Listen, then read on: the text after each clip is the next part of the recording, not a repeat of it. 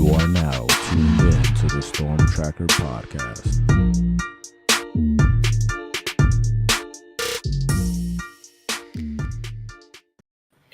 Welcome back, family, to the Storm Tracker podcast. Marcus Benjamin here, representing CanesCounty.com, with my guy Frank Tucker, representing the Crib, South Florida.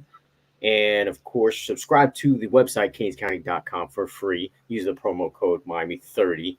Also, subscribe to this podcast on all platforms. Also, subscribe to this YouTube channel, live from Canes County. Now, last weekend was a busy weekend down here in South Florida. Battle Miami happened. Miami's elite prospect day, where they had plenty of juniors and sophomores and freshmen as well visit the Coral Gables campus. And Miami made a lot of headway with a bunch of guys. So we'll talk a little bit about that and just kind of talk a little bit about the transfers as well as spring football approaches to kind of, discuss who will show out in spring football. But first and foremost, we got to talk Luke Nichols. Luke Nichols, the Miami 2025 quarterback commit, showed out at Battle Miami, winning the championship with Cam Newton's 7-on-7 team, C1N. I mean, to be honest, I had a front row seat of the kid, and he was just absolutely outstanding to me. Just dealt all afternoon, just throw after throw, deep crosses, shallow crosses, deep balls, short, intermediate. He was really accurate, really good timing, showed great footwork. I mean, what more can you say about the kid? By the way, Rivals, the only platform in the industry that has Nichols as a 4-star prospect. What was your impression of Luke Nichols at Battle Miami, Frank? My impression was he was the best player in attendance, and that was a loaded event. 55 teams for the varsity bracket.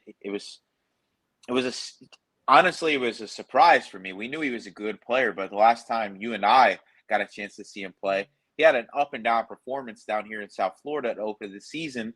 But he's since improved. He's gotten bigger as a player as well. Just overall, he's a big time prospect in my opinion. His anticipation on his throws, his ability to work through a 4-second clock, making next level throws outside the numbers was what really wowed me.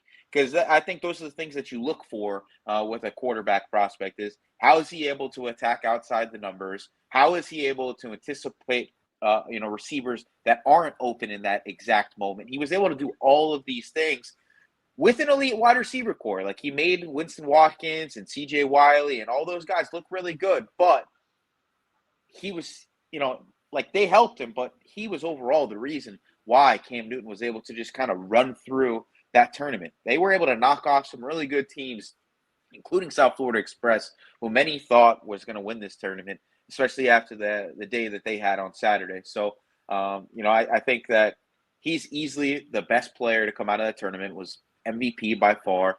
And I think that Miami's got their guy for 2025 with a lot of competition likely heading their way. There's going to be some elite teams that see what Miami's seeing in a state championship winning quarterback out of Georgia who looks closer to 6'2", 6'3" than, where he's listed on some sites. And he looked about 215, almost 220 pounds with that frame. He looks like he's ready to play in a college program right now. And the arm strength, the accuracy, he was walking it to receivers, was impressive. Yeah, he made every throw on the day, man. And I was impressed with his poise as well. And the fact that he's being trained by Cam Newton. I mean, say what you want about Cam Newton, but Cam Newton was one of the most electrifying players when it comes to playing in the NFL. And to be trained by him, and he's still getting advice from Miami offensive coordinator Shannon Dawson. I mean, he is just getting better and better. And I agree with you. When we saw him against Western first game of the season last year, I thought he looked good, not great. but on Sunday, he looked great.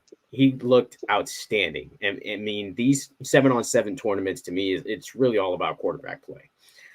Talent across the board is usually kind of the same, especially when it comes to like the receivers and DBs. I mean, you may have one or two receivers that are outstanding, maybe one or two DBs that are locked down, but it really comes down to the quarterback. And clearly, Cam Newton's team had the best QB in Luke Nichols. So now it's all about keeping him, right? Because he is a Georgia player.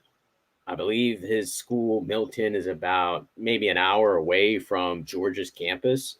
From what I hear, Georgia will be trying to push, as well as other player teams will also look to push, like Florida State as well. On I spoke to him at the tournament, and you can check out canescounty.com for my interview with him, as well as the rest of his highlights from the day. Does Miami keep Luke Nichols throughout this 2025 cycle? I 100% think so. When Cam Newton was asked about it, he basically said Miami's getting an elite talent. And everything kept referring back to Miami throughout the weekend for Nichols. He was wearing Miami cleats. He was repping the Canes hard. Yeah. And he hasn't seemingly wavered off of the commitment in any He had way, a shape, or pendant form. too. He had a little chain with a pendant on there. Yeah, I think Miami jumping on him as early as they did and pushing as hard as they did early on in the process for a commitment. We've seen Shannon Dawson early on in a class choose who his guy is, right? It was Judd Anderson throughout the process. No matter what people said of their evaluation of Judd Anderson, that was his guy, and he stuck with him all the way through. And it seems to be the same thing with Luke Nichols. Now, it's a little bit of a different circumstance here because now this guy is going to be a 4-star prospect that could push into the top 10 players of the position and is going to have a lot more suitors than Judd Anderson, likely had at the end of this process. So I think that he sticks it out. The beautiful thing is Miami is going into a season where I think they're going to have their best quarterback play in at least a decade. And Sure. Even if you don't end up with a Luke Nichols, there's other options there. Say if Florida State was able to grab a Luke Nichols from you. Tramell Jones was another guy at this tournament that looked exceptional. And I know Canes fans aren't going to want to hear about a Florida State quarterback playing really well, but the kid was on point. Him and Luke Nichols had a battle in the playoffs. While he was the leading South Florida Express, he was able to make throws across all points of the field, right? All levels. There was a back shoulder throw that he just put on like a frozen rope. It was just, it hit, I think it was Jamie French, like in the face almost as he was turning his head on a back shoulder. It was like, how did he get it there that quickly, anticipate when he was going to turn his head, right on the numbers? The DB had no chance, and it went for a touchdown on like a 40-yard throw. Just an absolute dot. And Tramell Jones was another one of those players that really impressed me. So I think that Miami's going to have options at the quarterback position outside of Luke Nichols, right? We saw several quarterbacks visit this weekend, like a KJ Lacey, who's currently committed to Texas. Hassan Longstreet, who is one of the top quarterbacks in the country. Likely the top uncommitted quarterback in the country. So there's a number of options available to him, but I do think Luke Nichols ends up being the guy in this class all the way through. It's definitely great for Hurricanes fans to hear that. I always kind of liked Luke Nichols. Now I just absolutely love him and can't wait to see what he does in a Miami Hurricanes uniform. But there was some other players, obviously, that kind of stood out. You kind of already mentioned Tramell Jones was the guy that stood out for you. As far as receivers are concerned, there were a few receivers that really just kind of stood out for me. I really liked the Oregon commit, Dallas Wilson for Raw. I think he just looks the part, and I think he can just continue to get better. Love what I saw from Cortez Mills. He had some blurs on the day. And I also liked Waden Charles. I thought he did well, the Miami commit, as far as, catching the ball in traffic. And I also like Naishawn Montgomery, man. I think he's one of the more smooth route runners of this 2025 class. Just kind of watching him, I really liked what I saw from Montgomery, who's now with Miami Central. Who are some of the guys that stood out to you as far as receivers, DBs, quarterbacks, anybody? It was actually Luke Nichols' top target. It was C.J. Wiley, who plays with him at Yeah, Milton in Georgia. liked him Six too. foot He four. didn't flash at all at the game either for against Western, and now but in 7-on-7 he tore it up. Yeah, he had that one big catch, late in that game, like third quarter. But outside of that, didn't have a great game. It was a muddy condition, so we got to give them a little bit of credit there. But overall, I thought he was dominant in this tournament, and he was one of the better players in Georgia at the receiver position this past season. There's an obvious connection there with him and Nickel. I Sure. think that Miami's going to need to target a bigger bodied receiver in this class, seeing that they've fit them. They have definitely found guys in that niche of like 6 foot to 6'2" with Chance Robinson and Josiah Trader. And then you've gotten your three slot guys in the past couple classes in Robbie Washington, Niichel, and Ray Joseph. I think that they need that big body guy, right? We haven't really seen them grab somebody of that type of stature since Isaiah Horton, who has kind of struggled to acclimate to the Power 5 level since becoming a high school prospect. I love C.J. Wiley. He's a 4-star kid, so I think that he would help the class in that aspect. It would help solidify a Luke Nichol in this class if that's who you want your quarterback to definitely be, which I think that they do. He fits the mold of what they want. A big athletic target on the outside that was he was able to make nimble plays on the back of the end zone, kind of toe tapping along for some catches, elite hands from what we saw. He was able to make plays, high point and stuff. I loved what I saw from him because of the connection between him and Luke. Another guy that I thought was exceptional was Vernell Brown, and it wasn't just because of what he did at receiver. His ability to play on both sides of the ball showed he's just a dog of a football player. He had multiple plays as a defensive back playing a one-high free safety type player. He's shifty, he's quick, he's got good hands, he is gonna talk your ear off in all settings. We saw what he did this year on Friday nights, put up huge numbers. We know that last summer he wowed the coaching staff in a 7-on-7 camp on campus, and he's one of the top guys on the board regardless of position. And I think that he likes Miami a lot right now. He was obviously there for a visit this weekend. We did get a chance to talk to him. John Garcia was able to write that one up, I believe, and it should be up on our site at canescounty.com as well.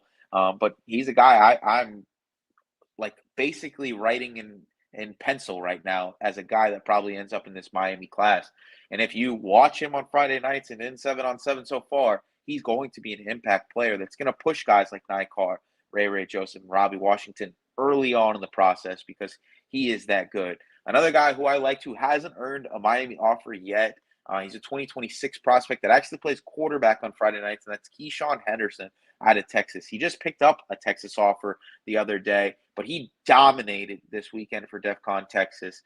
He was a huge reason why DEFCON Texas was able to upset Raw Miami with Nashawn Montgomery and Cortez Mills and all those studs that they got all over the field. And I think he had 4 touchdowns in that game, 3 or 4 touchdowns, and he's not even a true receiver. But the athletic build around 6'3", 6'4", 185 pounds proves he's a guy that if you wanted to, if you kind of visualized him as a receiver, you could. The skills are there. I always say quarterbacks have the best hands on the team, and he kind of proved it with some big-time plays in that game. I love the skill set with him. I think that if you watch the tape on him at quarterback, he's kind of intriguing there as well as one of the better dual-threat quarterbacks in the country, already a 4-star prospect with about 25 offers. I think if Miami jumped in the game, he would be interested. And obviously, it's going to be tough getting a kid out of Texas that has offers from Texas A&M and Texas and TCU and all of these homegrown programs. But he seemed intrigued about the opportunity to come down to South Florida. And when I got a chance to speak to him, he was interested in the Canes and what that coaching staff has to offer. So he's somebody I'm going to be watching, with the development, in that 2026 class. And I think he's going to be one of the big risers in the rankings going forward. Great stuff. Definitely was a lot of talent out there, and a lot of that talent made their way down to Coral Gables and visited with the coaches at the University of Miami. there was just a ton of players out there, man. I mean, my weekend was crazy, man. On Saturday, I was out of Miami. Then I went to the basketball game on campus, and then I stayed all day, all night on campus, just kind of talking with different kids coming in and out of there till about midnight. And then the next day, I'm out of Miami watching Luke Nichols tear it up. So it was a fun weekend for me.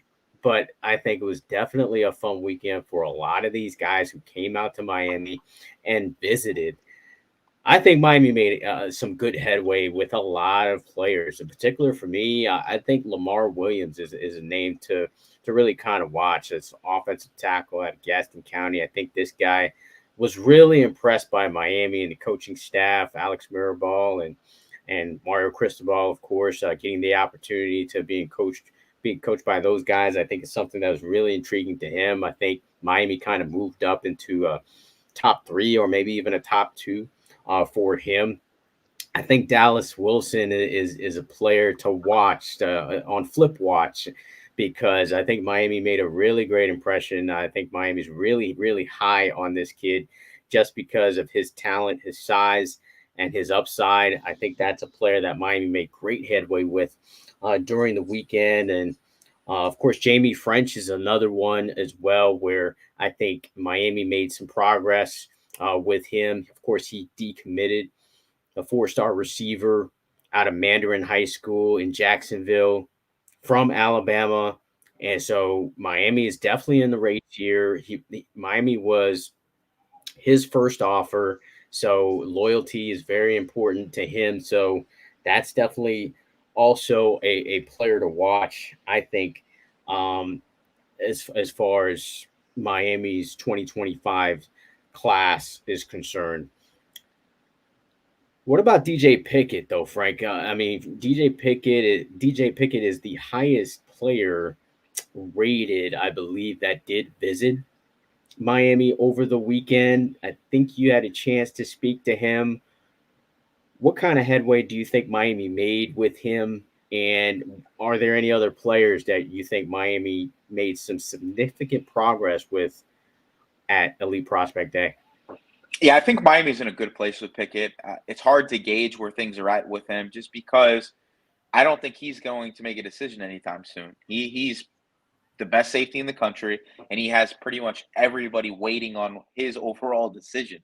So I think it's going to come down to the wire for him. Having his cousin in the program, he said it to me that the goal for them is to play together at the next level. So they're going to see what happens, and obviously we got that article coming out on canescounty.com over the next couple of days. So that's something that you guys should be looking out for.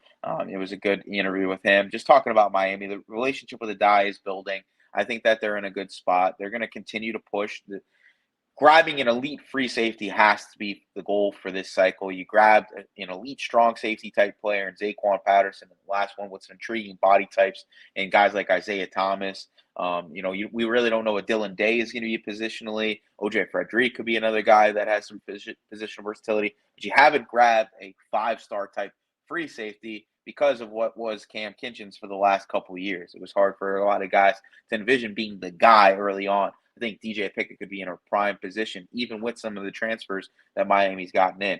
Now, a guy that I think that they made huge headway with was Onis Konanbanny, who is in the South, who played for South Florida Express this weekend. A London native, is a guy that has been developing rapidly as a football player, former soccer guy. We did put an article out on him last weekend. You guys should check that out as well. But he fits the mold of what Miami wants: 6'2", 185, 190 pounds, positional versatility. Like, once again, he's a great kid, and the connection between him and Adai is one that I haven't really heard so far since I've started covering Miami. The African ties, that both of their families have. They understand each other's upbringings and their journeys together through this, being basically first generation Americans, and kind of going through the football process. But, I think that they have definitely built a strong bond.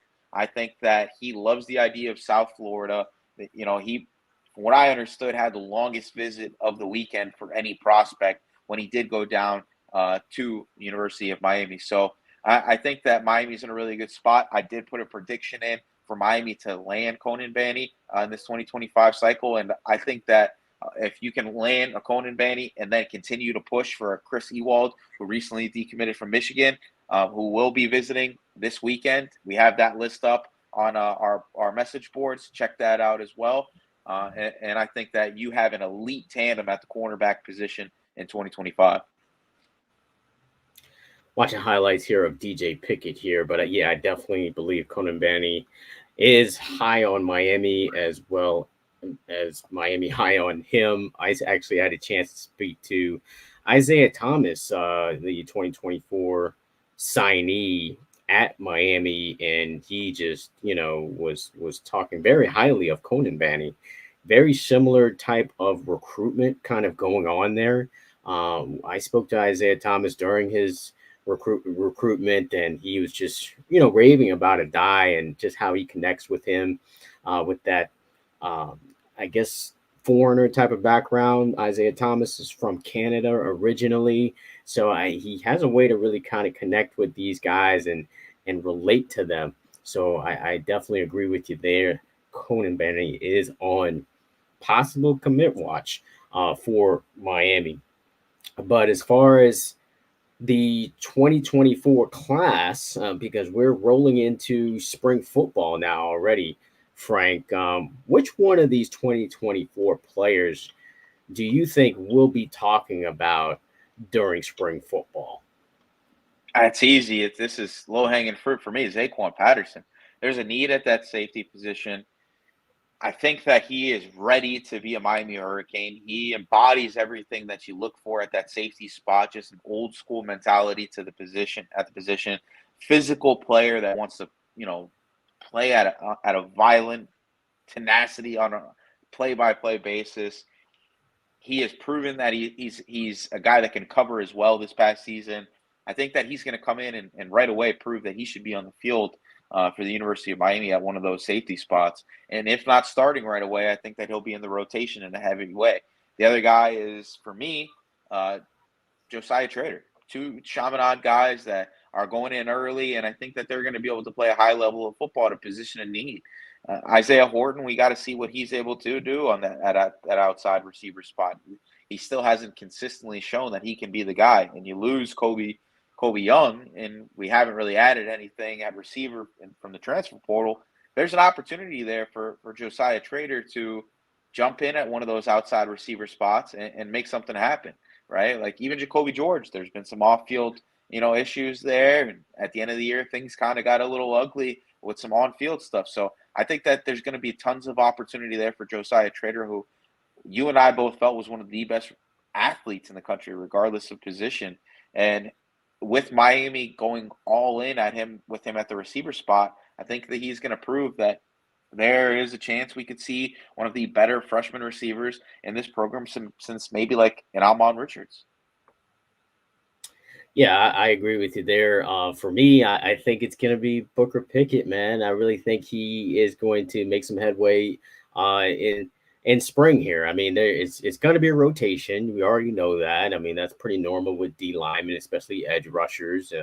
Reuben Baines obviously going to be one of those guys, along with Niichel Kelly and Jaden Wayne. But I think for that second group of edge rushers, you got a Booker Pickett. You also got possibly a Marquise Lightfoot that will probably be in the rotation. I think these guys have shown that they're dogs based on their performances in the All-Star games a couple weeks ago. So I think we're going to see those guys flash. And I think we are going to hear Jason Taylor and Joe Salavea talk about those guys and how they are progressing, as well as Mario Cristobal as well. I think those guys will definitely kind of make some headway here in spring. So there are a lot of transfers as well, right? A lot of transfer players that have brought in to the program. And as far as transfers concerned, which one of these transfers do you think will turn heads in spring? I think it's probably going to be Savon Riley, just because that safety position is so wide open, right? Like with James Williams and Cam Kinchens leaving, there's got to be people that step up at both spots. And I think that Savon Riley is a guy that played really well at Vanderbilt this past year. I know he wasn't a consistent starter, but from everything I heard, he has the mindset that this defensive staff wants at the safety position. He's cerebral. He's a Vanderbilt type kid that was successful academically, right? Former receiver. He's got all the tools. He's got the length. He's got the size. And there's opportunity there at the safety spot. I think that this is a defense that is designed for production success at that position. I know everybody loves Cam Kinchens, and I think that Cam Kinchens is one of those South Florida greats. But he's not a physical freak by any stretch of the imagination. He was more of a guy that understood what to do. He took chances, and he took advantage of opportunities. I think that Savon Riley's a bigger player. He might be a more athletic player, and if everything falls through, he could be another big-time defensive back for the University of Miami under Lance Guidry. Yeah, this is, of course, aside from Cam Ward. Well, we don't have to really kind of talk about. Yeah. I mean, listen, quarterback-wise, like Cam Ward is the easy one. You know what I'm saying? But I think, like, if we're talking about guys that aren't potential Heismans, right? Like, it's you go over like the Elijah Alstons and is Rodney Hill going to have an impact at Miami? Guys like that. I think Savon Riley is the guy that I think could make a huge impact here early on for Miami at a position of need. Yeah, you kind of hit the one on the head for me. Elijah Alston, I feel like it could make a significant impact as well. I think he's going to have an opportunity to play a lot just based on his experience. And I could see him flashing during spring and getting a lot of reps and really causing a lot of disruption. So I think he's one of the guys to really kind of watch as far as spring is concerned. The transfer defensive end from Marshall. Now, as far as all the players that have transferred in here, Frank, which one do you think is I guess the most questionable, like interesting, as far as like Miami taking a chance on a certain transfer coming into the program? Isaiah Taylor. I know, like, you and I both loved him in high school at St. Thomas. He was a really good player. I just think with Misha Powell and Savon Riley and Zaquan Patterson coming into the program, the question has to be how much opportunity is going to be there for Isaiah Taylor to really get on the field. He was a rotational guy at Arizona, and I know Arizona had a solid year this year. But it's like he's coming as a preferred walk-on, and I know his dad is on staff, so that scholarship's already paid for, and it's more of a strategic move, a strategic depth move by this staff. But I just don't see a pathway to true success this year for him as a guy who's going to be buried on the depth chart behind three guys, in my opinion, that are better players. So it's going to be tough for me to envision him making an impact in 2024 at the University of Miami. I hear you, and I agree with you too. I think it was, if his last name is not Taylor, I doubt he even makes the team or transfers to the team. I do think it's more of just bringing him closer to home type of thing, and developing him into a big time player. I don't think he's a big time player as of yet, but definitely could develop into one, especially under the tutelage of a Dye and Coach Guidry, who kind of specializes in developing safeties. You see what he did with Kinchens and Williams, who are playing in the Senior Bowl this weekend. So, but for me, it's Rodney Hill, man. That was the one that kind of made me shake my head because Miami's got a pretty loaded running back room, and for you to add like a running back who, he had some moments at Florida State, but definitely wasn't a guy to me that was a must get. Obviously, he's a depth piece for me, but it would be confusing for me if I was like an AJ Allen and this guy comes in, because he's basically an AJ Allen type of back, and AJ Allen proved that he can make big plays in big situations last season. So obviously Mark Fletcher is going to be recovering from an injury, so I guess you kind of want to see what you got, and Henry Parrish still on the roster there. And then you got a ton of young guys that have yet to prove themselves on a college football field with Trevante Citizen, Jordan Lyle, Chris Johnson Jr., and Chris Wheatley Humphrey. So all of those guys are really, really talented. I think all of those guys are arguably more talented than a Rodney Hill. So that was kind of the one for me that was a little bit questionable as to why would you add a running back when I think the need right now on the offensive side of the ball is wide receiver. I think Miami needs a big wide receiver, and Miami's got a ton of slot guys, right? I mean, uh, they're chock full of slot type of receivers with Ray and Xavier Restrepo and now Niichel, and of course JoJo could play in the slot as well as Chance. And of course Jacoby George as well. You got Isaiah Horton, but you kind of need another guy like Isaiah Horton or of that size, 6'3", 6'4", 200 or so pounds to really kind of solidify that wide receiver one spot where if you want to throw the fade, you can throw the fade to him, So that was the one questionable spot for me as far as transfers go.